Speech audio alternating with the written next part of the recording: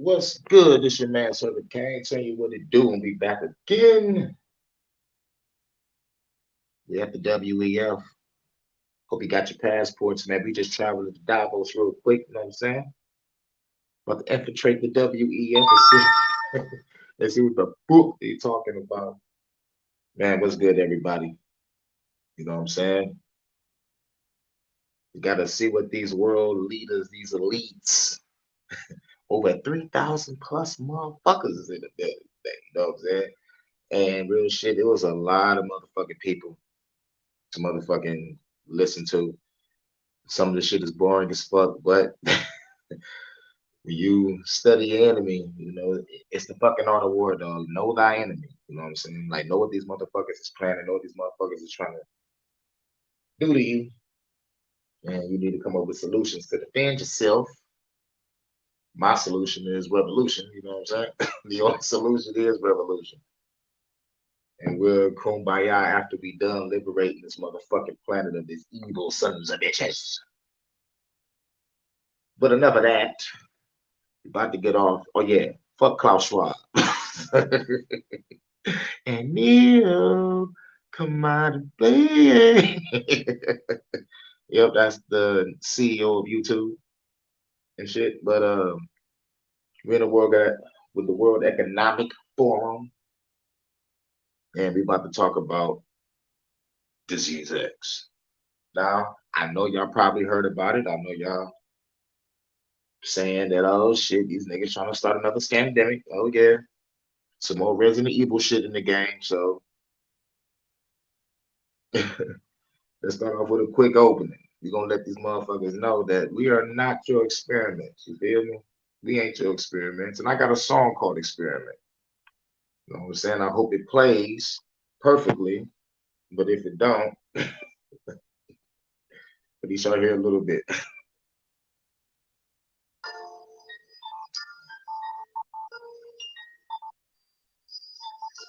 To start off the theme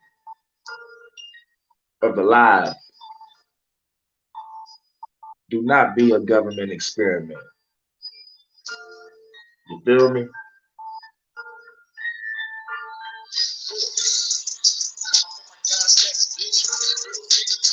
What's good?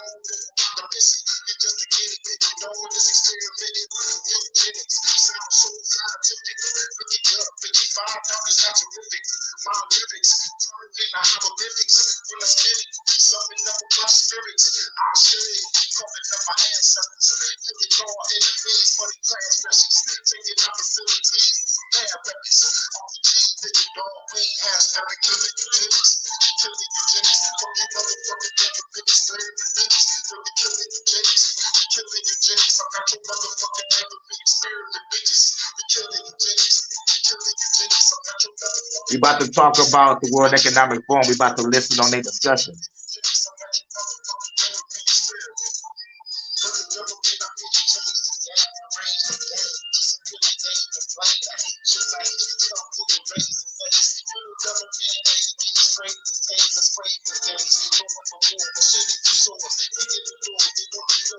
Yep.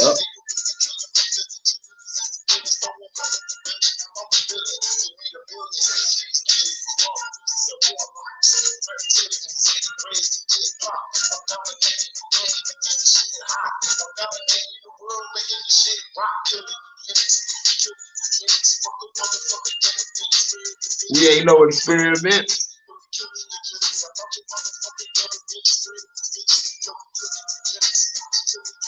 Not your motherfucking government experiment. All right. Time to get off into it. Time to get off into this World Economic Forum. I'm about to listen in. Hey, sir, wake up, wake up. It's my pleasure to welcome you it's very important discussing this morning. Have a catchy title, but I think what's behind it is basically how do we prepare Facts. for next phase? How do we prepare our health system overall for next pandemic? We all know very well. There will That be nigga said, "How do we prepare for the next scamdemic?" What? He started off. viruses, there will be pathogens, there will be outbreaks. The idea is how do we prepare to contain those? How do we prepare outbreaks from becoming full-blown pandemics? We have been working on this for some time.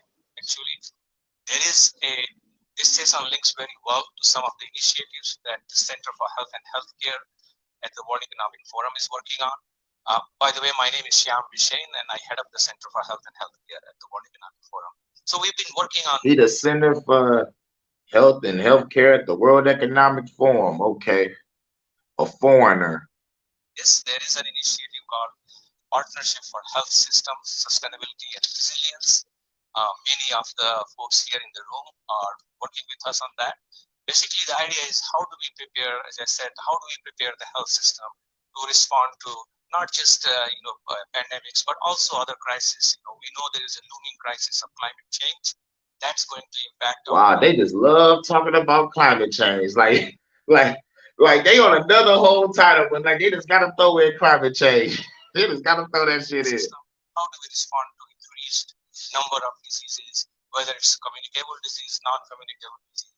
We have to prepare the system well for that. So that's an important discussion here. We also have initiatives in terms of bio threats, disease surveillance. How do we make sure that we have a good global disease surveillance? We have data systems that can be accessed quickly so that private sector can do their job. They can come up with the medical. So the private sector can do their job. You know the private sector is on the fucking government, the feds and the government. Fuck the private sector. We that work day to day, we are the public sector. The private sector are the motherfuckers that's watching the public sector, going to the HR departments and firing me for motherfucking being a content creator. Whether it's vaccines, diagnostics, or therapeutics. So we've been working on that as well. We are looking at vaccine equity. We are looking at ways to make sure that there is manufacturing in various parts of the world. Yep. Africa was a big example, making sure that we have capacity there to make vaccines in case there is another pandemic. So those are some of the things we've been working on.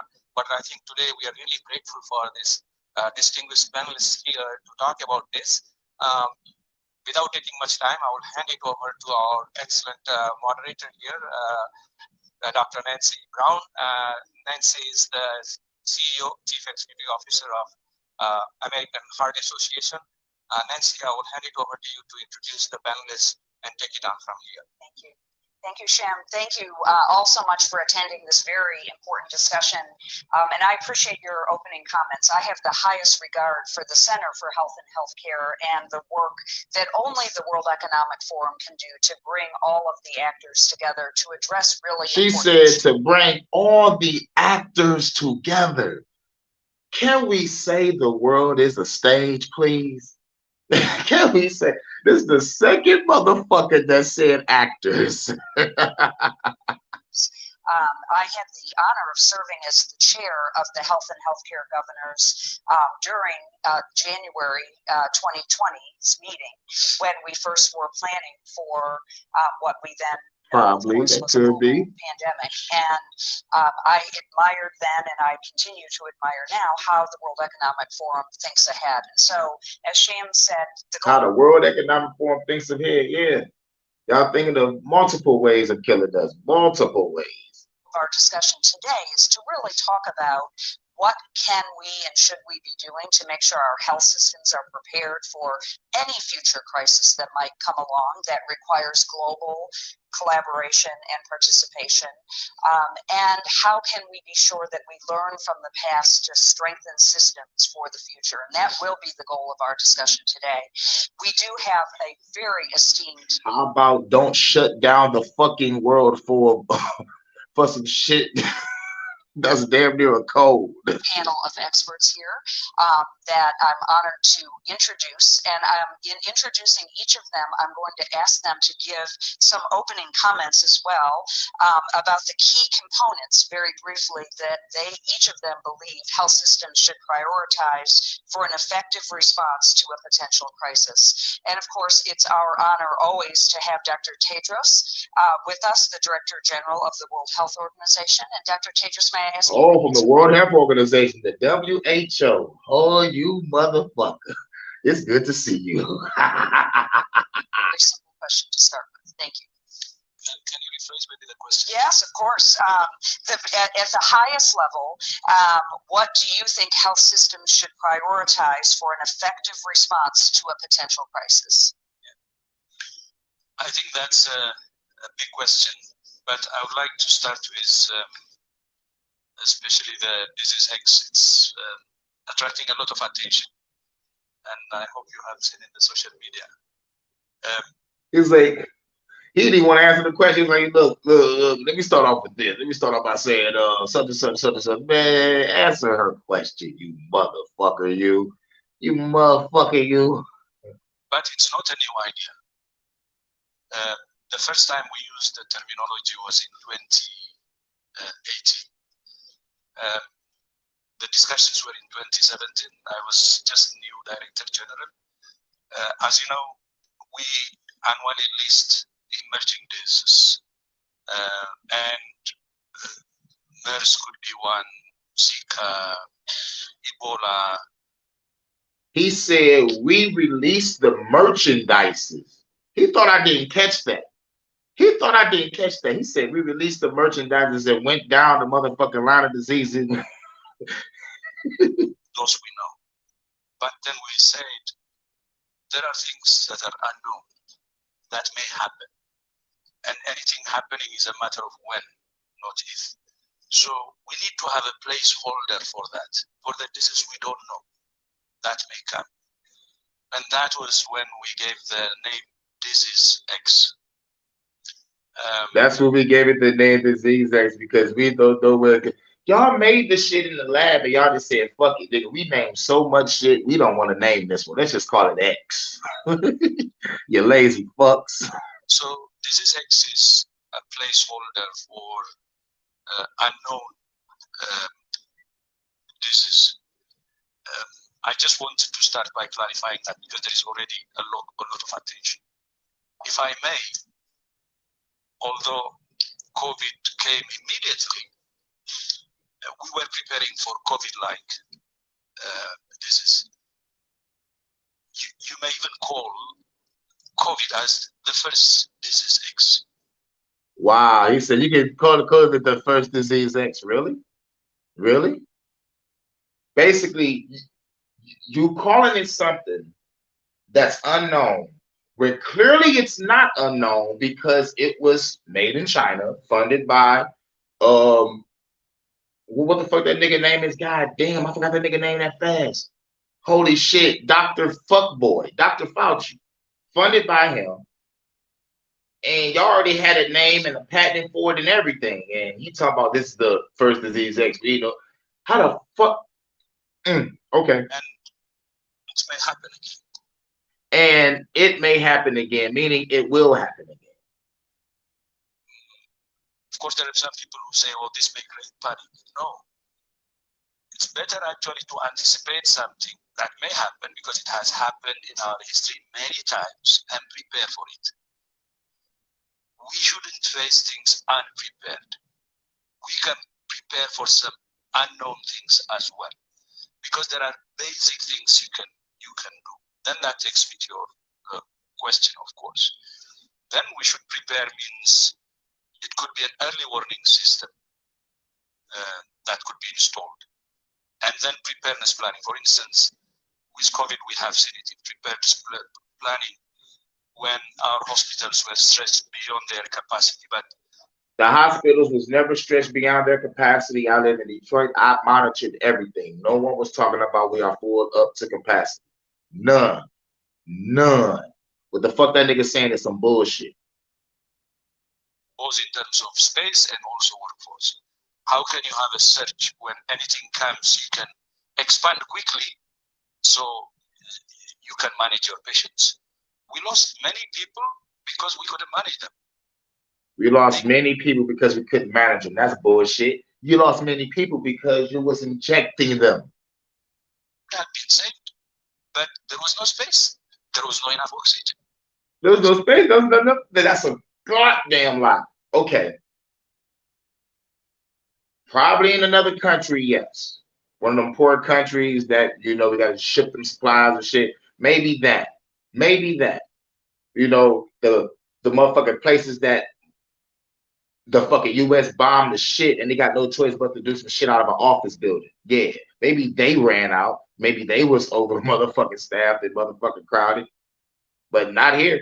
So how can you have a system that can expand when the need comes? This, whatever disease, you should prepare for it. You don't need to know the disease. There are common factors. Whether it's in health systems or even the private sector, by the way, research and development. Bro, I am already shadow banned to oblivion on every platform.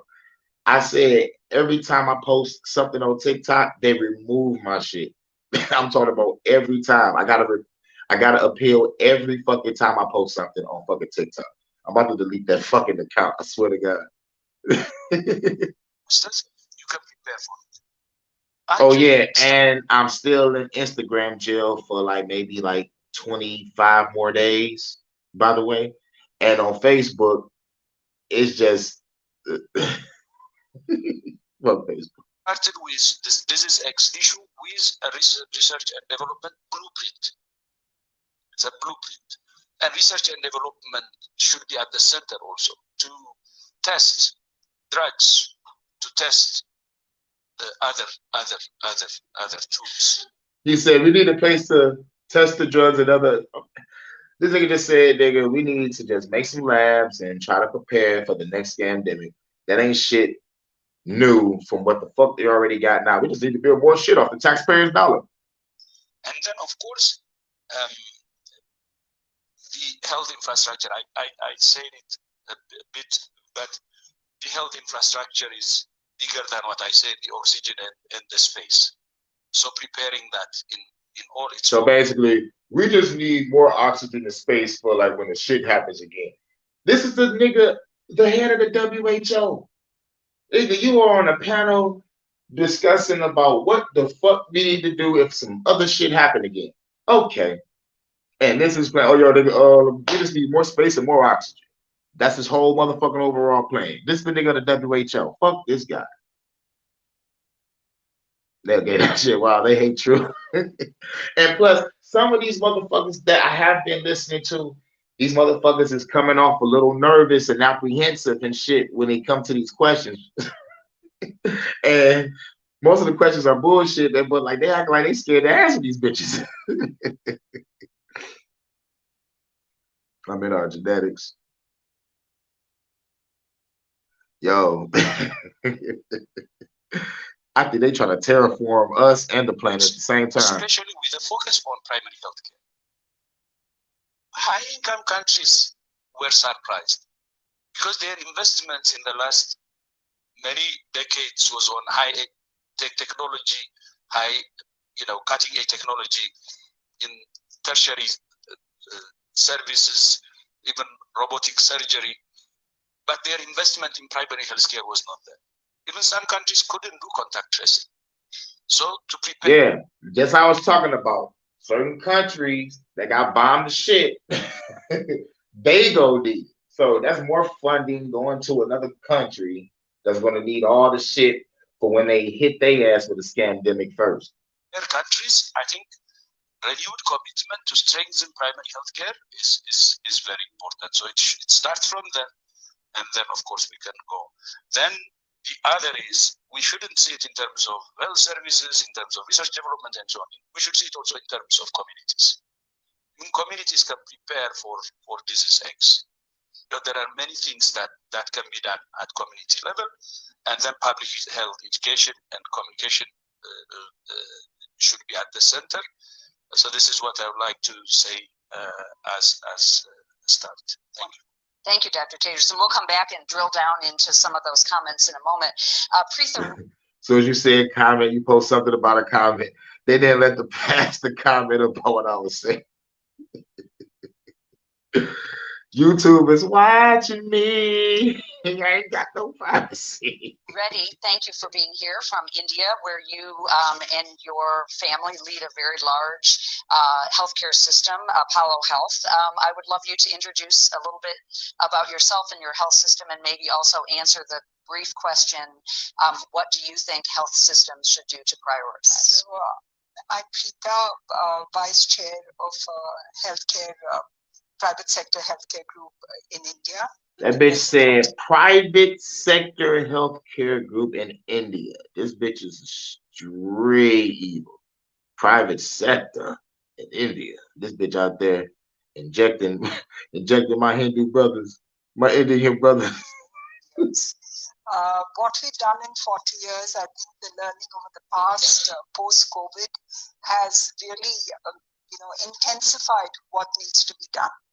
And Disease X, I know the name seems like a science fiction film, but I know the name seemed like a science fiction film, yeah, because it is. The fucking bitch already said the actors on the world stage is it's a really wrap. something all of us need to be aware and alert, definitely for future times to come, because it's For future times to come. It may not happen today, it may not happen tomorrow, but someday. definitely a clear and present danger. I want to draw an analogy with the army, especially the Indian army. We know that every day the infantry actually prepares for war. They go through intense training, and at any time, if there is war at the border, they're ready to go and face that. I think healthcare workers, healthcare systems now have to look at the future like that, that at any time anything can happen, and we don't know which side it's going to come from, and there's no going away from that. So I think we have to prepare and be prepared. Like there are alerts for global scenarios. For us, it's usually cyclone or floods. There's a red alert or an orange alert. I think the red alerts have to be flagged much quicker, which means we need to be able to realize that this could be potentially a huge problem. And for that, there's been so much of discussion about AI and how can AI really help us to function. That bitch says something about how can AI help us function? I'm like, wow, what does AI got to do with disease X? They're trying to implement that too. And your comments here, I was talking about the genetics and how the sun is connected to our genetics and how we be giving the C virus mass injection that they want to jab that they're trying to fuck up our genetics. Hell yeah, because I heard some shit about some motherfucking spike proteins and shit. Facts.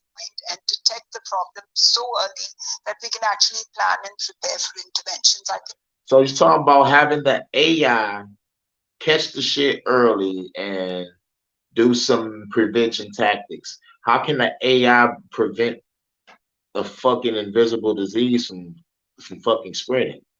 That's the question. That is extremely important. But more than anything else, I am a very proud Indian. And I think that the leadership, the quick decisions, and the insistent decisions to do what we have to do at the right time. Sometimes they're hard decisions, you face that. But I think to take the right decision, the hard decision, but to take a decision has been very important. And I think a population of 1.3 billion people, if we have been able to come out of this relatively, better than which could have been anticipated, and the fact that there was early intervention of vaccination, there was a lockdown. It was hard, but it was a decision making which I think helped us. So I think that's this bitch said that lockdown was a decision that helped us. Get the fuck out of here. No, the fuck it didn't. A lot of small businesses lost their fucking I mean, like a lot of people lost their small businesses. A lot of people lost a lot of fucking money. The fucking economy went to the ground. What the fuck you talking about? It helped everything. What? So far as I know, people started dropping like flies when they took the jab.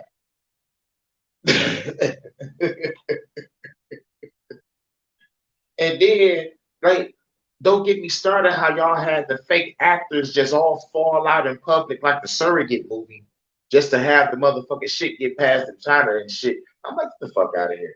Like, niggas ain't say the shit was real until motherfuckers Oh my God, they canceled the NBA and NFL. Oh shit, it's real. Coronavirus, this shit is real. And then y'all had that bitch Cardi B talking shit. Going forward. Thank you, Preeta. Next, Roy Jacobs, who is the Chief Executive Officer of Philips Healthcare. Roy, I'd love you to say a little bit about your company and give us your perspective.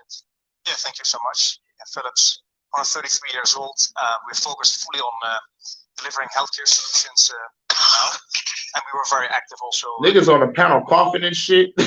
Those niggas got the disease X. During COVID, and I think some major lessons we learned as a company, but I think also we should take away for the healthcare system. First of all, it's all about the patient. And I think that one of the big learnings during COVID was that actually you cannot treat the patient maybe like you would normally do, because you need to isolate, you cannot touch the patient. Also, what are the specific means that you need to ramp up very quickly, like respiratory devices, monitors? We had, of course, the vaccines. And how do you mobilize supply chain globally? Those niggas got frogs in their throat. These niggas, like these niggas got frogs in their throat, bro. To actually do that. So I think that's the second big lesson. Thirdly, it's all about the staff that needs to take care of these patients. And very quickly we saw that actually it became... Yeah, it's all about the staff that need to take care of these patients. But these motherfuckers doing TikTok videos, dancing and shit, while motherfuckers in the motherfucking emergency room sick as fuck. More and more challenging for the healthcare systems to actually keep the staff up and running. Because they were still but also actually to protect them from the disease and keep doing their job.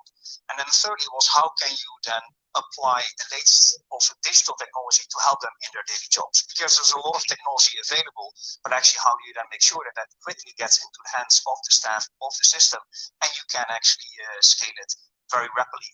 Last but not least, next to the agility, I think we all learned that we need to have, it was also about fair allocation of means. And as an industry player, that is not an easy task. And actually, we were very close with the WHO as well to make sure that actually in the allocation mechanisms that we had, that we made sure that everybody in the world could benefit from equipment. Because very quickly, what you see, people get very centric on their own interest.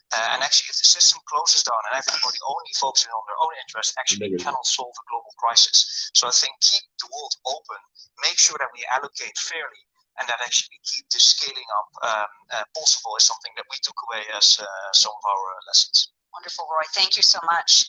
Next is my honor to introduce Her Excellency, Nisha Trent. God damn, Her Excellency. Like, this bitch is royalty or some shit. Her Excellency. Like, yes, this is how you address this reptilian on the panel.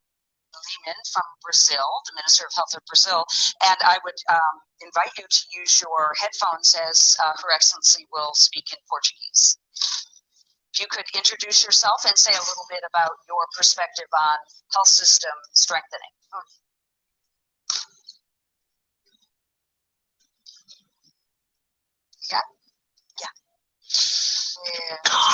Thank you very much. Somebody on that panel sick as hell. Somebody, nigga, how y'all gonna have a motherfucking disease X discussion and y'all got a nigga on the panel sick as fuck? Em português. Primeiro, eu gostaria de dizer que eu trago a perspectiva do Brasil. This nigga still coughing, bro. Look. Ain't nothing wrong with like one or two coughs, but like this nigga coughing through the whole goddamn panel, though. I'm like, nigga, like I can't wait till they show who's doing it. Da posição do Ministério da Saúde, mas faço uma breve reflexão de caráter mais geral na linha dos meus colegas que me antecederam. Primeiro, acho que o Dr. Tedros fez uma boa exposição sobre a origem All right, she's speaking in Portuguese. I don't think she's gonna be doing this through the whole panel. I hope not. Pensamos essa questão hoje à luz do impacto da pandemia de Covid-19. Foram feitas muitas avaliações no Brasil, e o primeiro ponto que eu gostaria de colocar é lembrar uma posição do sociólogo alemão Klaus Eder, que afirma que as sociedades aprendem mas o mundo é difícil de mudar. Então, nós temos aprendizados da pandemia, mas nós precisamos de coisas transformar. They were supposed to have turned up their audio because I can hear the English translator, but they were supposed to turn her mic down and turn the audio for English up so we can know what the fuck she's talking about. So somebody should get fired. Para pensar numa efetiva capacidade de resposta frente a possíveis doenças. Damn, somebody up there got the sniffles and shit too. Like they just got done sniffing a whole line of coke in that bitch. These niggas get high as fucking Davos. Potencial pandêmico. Nesse sentido, ter sistemas de saúde resilientes é fundamental. Isso também já foi aqui abordado. I wish you get done talking. Eu gostaria de iniciar também aqui mencionando que em situações de ameaça pandêmica ou num quadro de pandemia que antecede, que é o tempo da resposta política. Bitch, I can't understand you. Go back to your country. Uma situação de nível global, resposta a essa pandemia. Né? Então, só para ficar em ciência e tecnologia, I'm fast forwarding this shit. Que haja uma no país. Because they still ain't fixed the motherfucking they still ain't fixed the translation shit. She's supposed to be low while the translator is high. A base de conhecimento científico e o processo de tomada de decisões. Creio que devemos ter olhar mais aprofundado sobre isso. Qual a melhor forma de fazermos essa associação, analisando de forma comparativa os vários formatos que nós vimos com a criação do CDC, evidências científicas. God damn it, bitch, stop talking. A saúde sozinha também não pode ser. Né, I'm fast forwarding. I'm skipping. Okay, now we got an ad. We got an ad. The fucking ad stop that shit.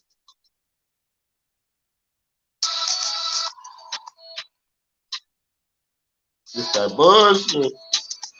The best-selling. Thank you, Her Excellency, and I really agree. Thank you, Her Excellency. Especially the last point about the expanding. Man, that shit was hard to stomach through. That must be part of our response. Next, I will introduce the kind gentleman to my left, Michel Demer, who is the chairman of the board of AstraZeneca. I wonder if you'd like AstraZeneca may help. They got AstraZeneca in this bitch. AstraZeneca is at the World Economic fucking Forum. And she mentioned him as a guy, but his name is Michelle. Yes, of course. I think what we can say first. Nigga, y'all remember Dodgeball? You know, Ben Stiller's character, the bad guy, right? You know, that big, beefy black motherfucker? His name was Michelle. The good preparation for crisis happens when there is no crisis. And so having a panel like this here is really a great start because we have all the members of the healthcare ecosystem represented here because at the end we have to all work together. In the end, we have to all work together to destroy the human race. Now, as you said in the chat, shots out from the Netherlands. From the Netherlands, that's what's up. Somebody on that panel is coughing like a motherfucker. From this, just as a reminder, we are not a vaccine company. I just decided that this was a call for action that we. He said we was not a vaccine company at the time, and we felt that it was a call for action. They was like, all right, fuck it, we in the pharmaceutical business. Let's hop on that motherfucking Bill Gates vaccine train, you opportunist motherfuckers. Like, I'm gonna get to the World Economic Forum one day. I'm gonna get there one day. Your old ass made it, you bald head motherfucker. Try to use our know-how and our networks to try to help. And so we signed a license agreement with the University of Oxford. Damn, signed some shit with Oxford. You know how that's a motherfucking high-ranking spot. We then put together a network of more than 20 contract manufacturing organization to which we transferred technology and skills to basically help building the vaccine. Damn. Help building the vaccine. He said he built 20 organizations. Goddamn, AstraZeneca. AstraZeneca may help. It's not like building a pill. It's much more complicated than that. And then finally, we managed. Hold on. Oh, what the JW stand for? I used to be I used to be a JW. That's why. Oh no, JW stands for my middle initials. That's my name. You know, I just I did have Hurricane in my whole fucking name across the fucking board when I first started. And then I was like, you know what? Let me just just use my initials. Distribute more than 3 billion doses of vaccines at no profit, of which more or less 2/3 went to low and medium income countries, mainly through COVAX. There you go. To those low income countries that we bombed to death. A very important organization at the time too, and obviously said you are here to witness this. What I think is important, if you draw the lessons from this experience, first of all, quick action, quick decision making, extremely important, but even more important, partnerships, and especially PPPs. You have heard me. We have partnered with academia, obviously with governments, with regulators, with third-party commercial contractors. Damn, them niggas was trying to get in where they fit in. With NGOs, and it's only because of that that we finally managed to distribute the largest dose actually of COVID vaccines. So that is lessons learned, but I would say a spontaneous reaction because the crisis was at the door when this happened. If you think back a little bit, say, oh, could we better prepare next time? We put a lot of emphasis nowadays on sustainability. Those niggas still on the panel coughing, bro. that nigga have not started coughing yet. Like, it'll be real funny if it's the cameraman that's doing this whole thing that's coughing. I'll be real heated if it's the cameraman. And resilience of health systems. We've seen that health systems were not prepared for that last time, not only to handle the sheer volume of COVID cases, but some examples, for instance, in the UK, it is estimated that 1 million cancer cases were not diagnosed during COVID just because of lack of resources in the health system. So obviously that cannot happen. It is a transformation that will take a certain time, and I would have basically 3 recommendations for that. First of all, I think it's important that health becomes a strategic asset for every company. And it's not always the case. I want to hit that motherfucker with a fucking God cannon. Hit that bitch with a super omega beam. I can tell you that. We do that for energy, why not for health? Is there anything more important than the good health of your population? Because good health drives prosperity, drives work efficiency, and so economic growth. And so we have really to work on that. There's a McKinsey study that says that with good health, we could add $12 trillion to the global GDP by 2040. That is quite an impact. This motherfucker talking about, nigga, if we keep doing this, nigga, we gonna make some money. Nigga, that's all I hear, nigga. Nigga, we put this shit, nigga, we can make money by 2040, nigga. So that is point one. The second is, it's not just about spending more, it's also spending smart. And a shocking statistic, for instance, in OECD countries, the average spend on prevention is 3% of the budget of health systems.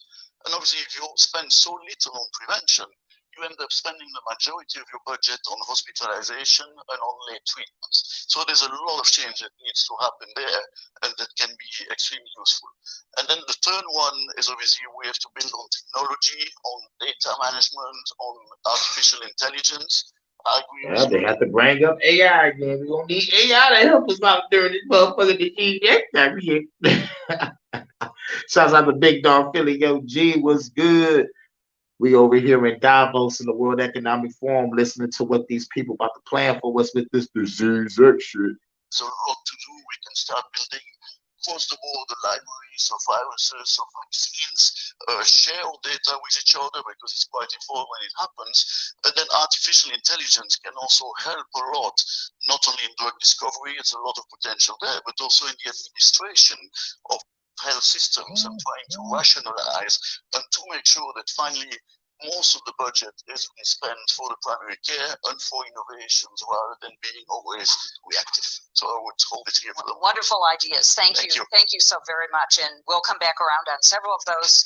Dr. Tedros, I would like to come back to you. You know, obviously the World Health Organization is in the unique place to assure global collaboration among countries. And certainly you have some work products underway to address these emerging challenges and to promote sustainable improvements in healthcare delivery worldwide. Wondered if you could share a little bit more about your plans in that regard. Yeah, thank you. I think I should start from thanking AstraZeneca also. What Michel said is correct. I think he asked, also said my friend to attest to it. Since I'm here, I hope I represent both of us. And AstraZeneca, the vaccine, has reached many developing and middle and low income countries, and the volume. Nobody keep on talking about those low income countries that be buying the shit. He said, and we're very, very grateful. So we know that, and the technology transfer you have met with other countries to produce, and I think that really helped, and that could be a model for the future. So I fully agree with what you said with regard to AstraZeneca's contribution, and where recognition is due, it should be given. And hold on, wait. Can't you see my last time when I said I'm gonna be back? Got that working out. For sure. This shit is about, I think, about 20 more minutes. So like you should be back in time for the rest of it, I guess. I feel you get your workout on, get strong and shit, so you can knock out a government official, allegedly. this is an honest witness. I think that is saying. So thank you so much, Michel and AstraZeneca. Then on the issues, I think to prepare, of course, as I said, after we started putting a placeholder, the first that came was in the disease X is COVID. So we have experience now, and we are preparing based on that's him. It's the nigga from the WHO, motherfucker. It was him. It was him the whole goddamn time. I got your ass. Got your ass. By independent panels and experts, and based on the recommendation, many initiatives we have already started many initiatives, and one is together with many partners. By the way, it's not just WHO, but with many partners, for instance, with the World Bank and other colleagues, we have established a pandemic fund. So that's basically for preparedness, and some countries have already benefited from it, and second round is in the pipeline. And then there are enhanced systems tools we're working on. For instance, one of the problems, as you may remember, is the equity. Again, while thanking AstraZeneca, it was a serious problem. Many countries, high-income countries, were hoarding vaccines, and low-income countries were not getting vaccines. Access was a problem. And to address the equity problem, we have established the mRNA technology transfer hub in South Africa. This is to increase local production. And 15 countries are participating, and Brazil is one, which is already represented here. But there are countries represented almost from every region: Europe, Asia, the Pacific, Latin America, Africa, and so on. So that's going well, and we hope we will have an increased production capacity that can address the equity problem. And there are still in systems and tools that there were weaknesses, as we all know, in surveillance, in sharing samples, and we have established the WHO BioHub to share He samples, said something about establishing surveillance. We need to watch these niggas that we injecting. and to improve surveillance, we have the pandemic intelligence, collaborative intelligence hub, which we established. Collaborative intelligence for the scamdemic. Oh yeah. They made another alphabet boy group. Like I think I did a video talking about that shit. It's up and running now. It's in good shape. And there are other things we're doing. I don't want to bother you outlining everything. He said there are other things we're doing, and I don't want to bother you with outlining everything. All right, here's the other things. They're killing us with agents. The Illuminati. Oh shit. Hold on. Oh shit. Hold on. Hold on. Hold on. Let me go back. I fucked up. Let me go back to what he was saying. Damn, I tried to press the motherfucking button and it went to the next video. Hold on. My bad. My bad. God damn, this shit is some bullshit. Okay, let me go back to when he was talking.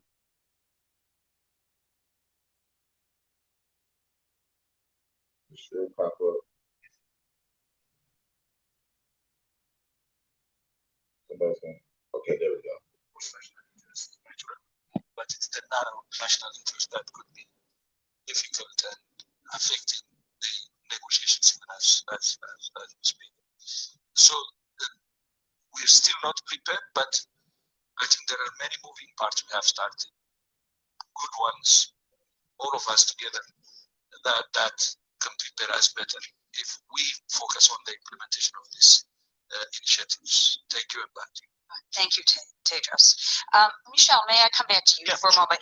AstraZeneca is a co-founder of the Partnership of Health System Sustainability and Resilience, a really important initiative of the World Economic Forum. Tell us about some of the solutions this partnership is driving and how that is going to help us be prepared, across borders. Yep. With pleasure. It's a partnership that was also born out of the crisis. We started that in 2020 in partnership. Right, born out of the crisis. With WEF. And after that, we had all the partners joining us, like Philips and KPMG. The idea is really to try to make an assessment of all the health system in the world. So far, we have gone to 30 countries to do that, and to produce a report, with the conclusions, but as well all the recommendations that we can do. We then kind of take over with our partners and organize roundtables in each of the countries where we try to put together all the actors of the ecosystem and really try That to nigga said all the actors. These motherfuckers just gotta tell us what it is. Can I get the world is the stage, please? work on solution, get them. And what you see is more and more we get there, and it becomes a source of inspiration. I can give you a few examples, for instance, in Greece, where based on the recommendation, they started a whole program for scanning chronic kidney diseases and trying to anticipate that. Or in Japan, where based on the recommendation, they managed to consolidate all the data in one electronic system that they can use for the future.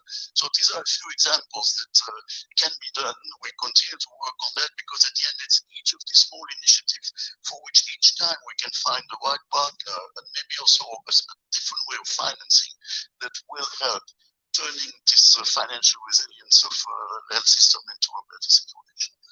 It's really fascinating. And Preet, I'm going to come to you because you can speak about this topic from the health system point of view. And of course, India had the recent G20 presidency. And I would love for you to tell us a little about how Apollo Healthcare Systems are aligning their efforts with this international agenda that we've been talking about. Thank you. This international agenda.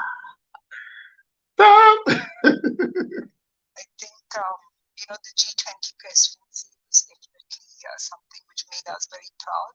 But more than anything else, it set systems, and there was a lot of work which has gone into it and commitments made that we have to handle healthcare for the future.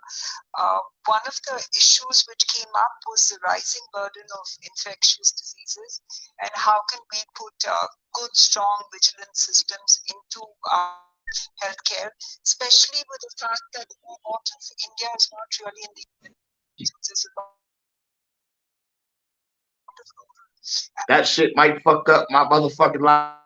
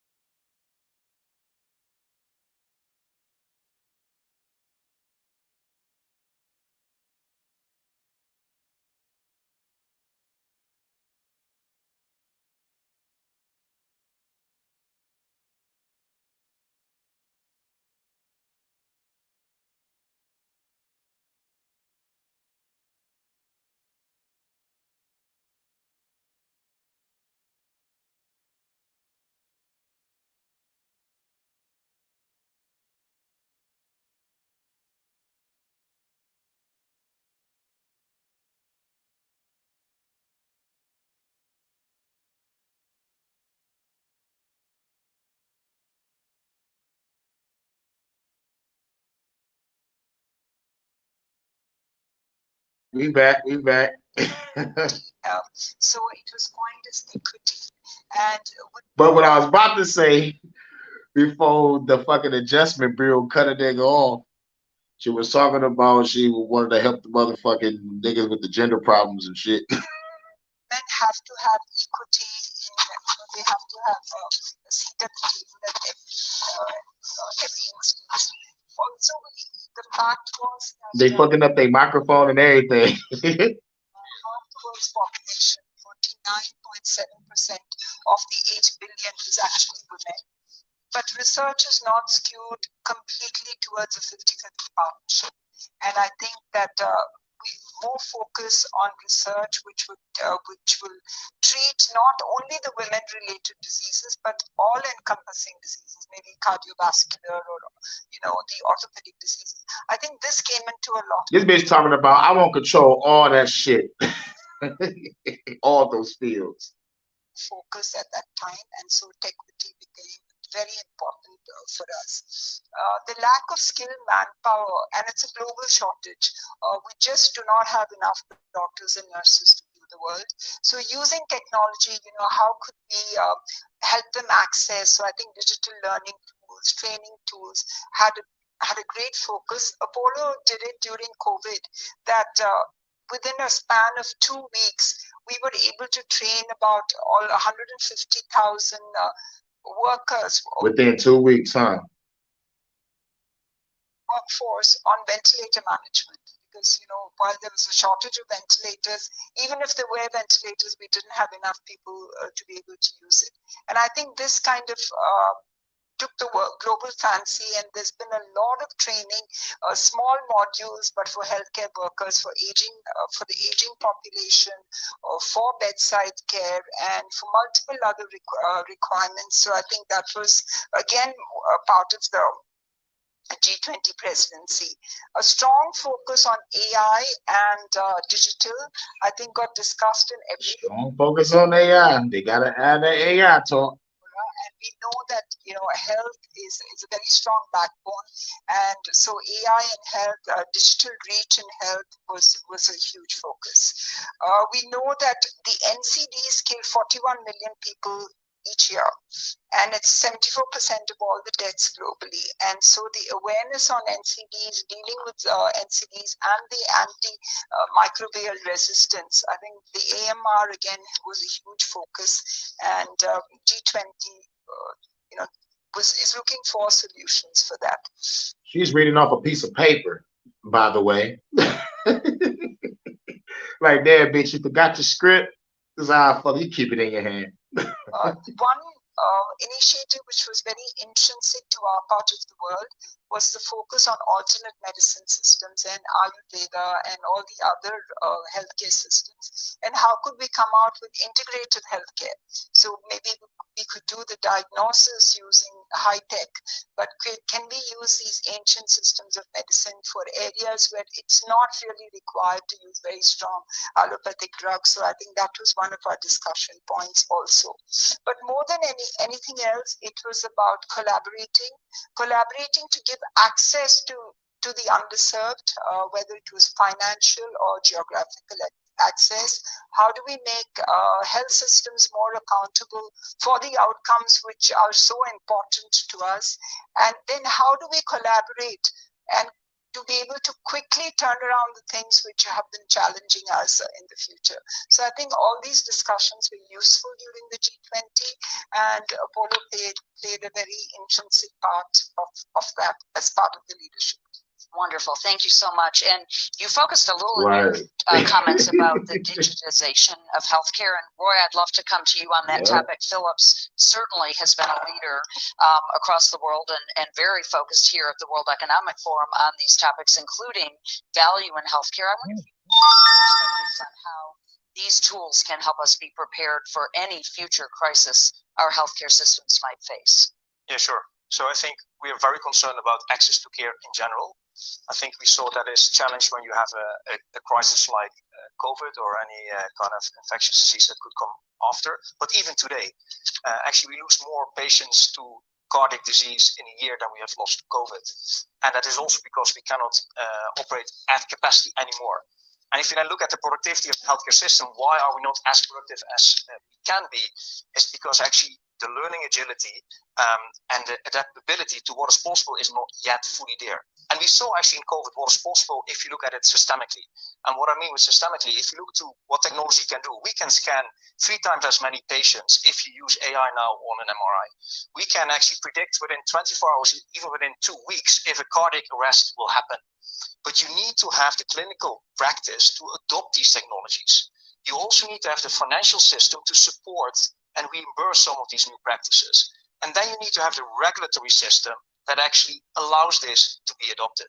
So if you have these 4 lining up, then actually you get massive change and adoption. And we saw that with COVID. Unfortunately, what we also have seen, actually, there's backtracking.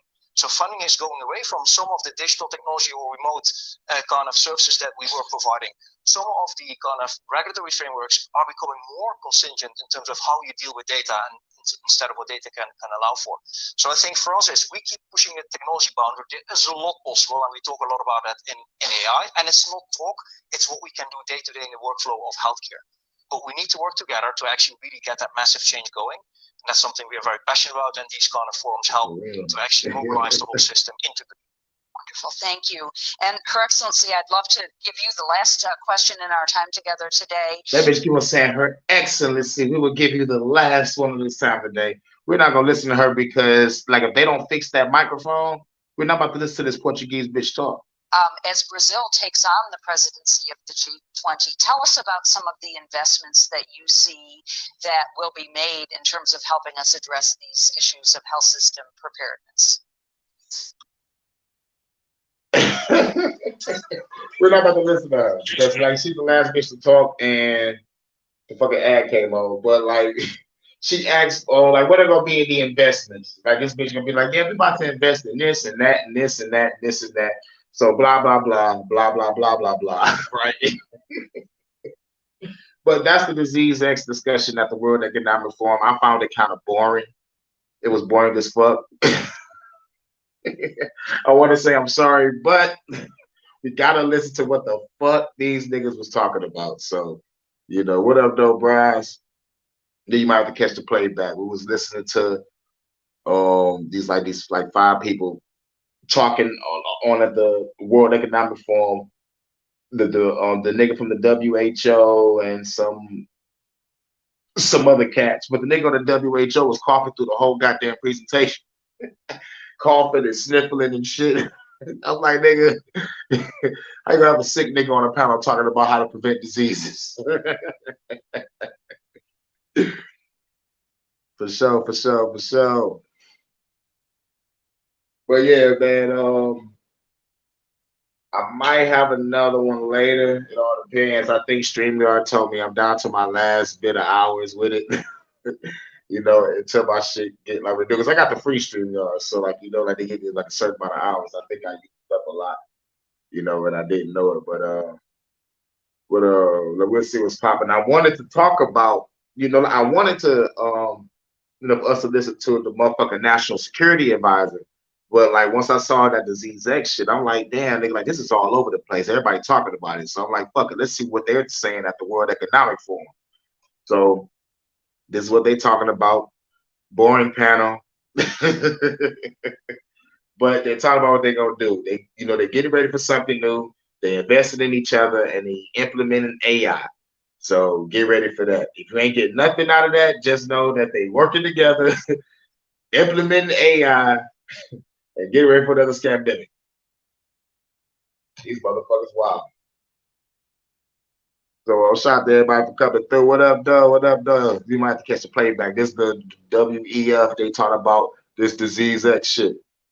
And the World Economic Forum and shit in Davos. Shout out to John Horst. Shout out to Don McRyan. Shout out to Marcel. Shout out to Bryans. Shouts out to Jay, the mindset. Shouts out to Big Dog Philly OG. Shouts out Look Within. Shouts out Jay, the mindset. Shouts out T. Was good. And when I come back, we might listen to the nigga from the National Security Advisor. The NSA is the niggas that's watching you from a goddamn satellite. You know what I'm saying? So like it'll be real interesting to see what that motherfucker got to say on national security, on how you're gonna be watching the American people. It's gonna be a lot. It's gonna be a lot. So at the end of the day, they can fuck the government, everything they stand for. I mean, no, this ain't fuck the government podcast. This was shit. This is the World Economic Forum, WEF 2024 Disease X discussion. Neo, come on and play. Let's see you on YouTube. Fuck that nigga. And fuck Klaus Schwab. I'm out.